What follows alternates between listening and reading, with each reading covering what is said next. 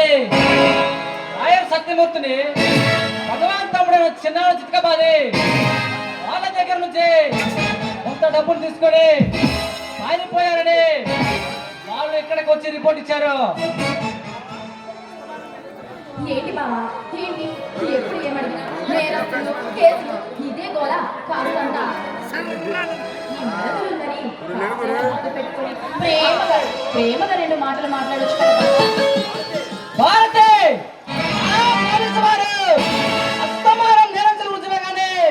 మరి ఎవరి గురించి ఆలోచించరు.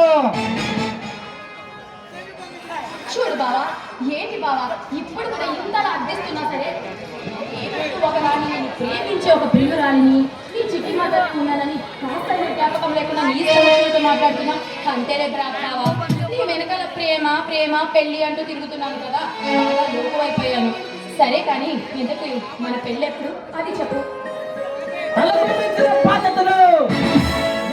పెట్టుకొని ప్రేమ పెళ్లి అంటూ నా కర్తవ్యాన్ని నేను విస్మరించలేదు.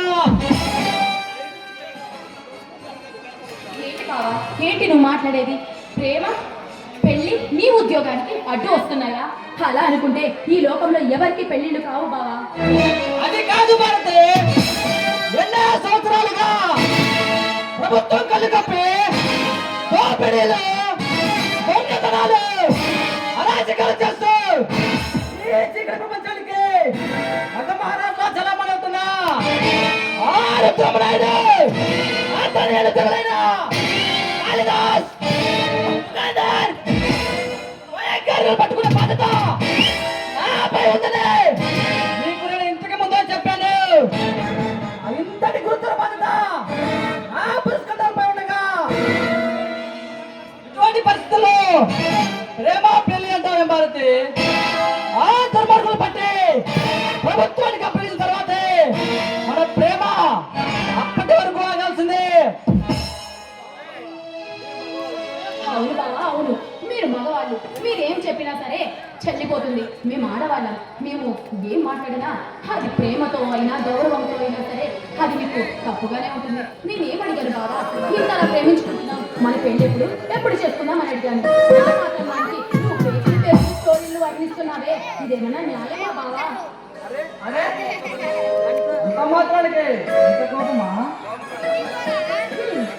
ఇంతగా ప్రేమించే నా ప్రియుడు పక్క నుండి పైగా నా బావ నా హృదయాన్ని మీటే మన్మధుడివి నువ్వు ఇంతలా మాట్లాడుతుంటే ఇంత కోపంగా మాట్లాడుతుంటే నాకు ఆ మాత్రం బాధగా ఉండదా బావా?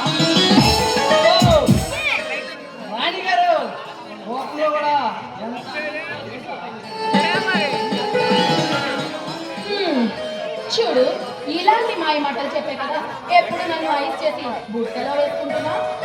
చూడు భారతి,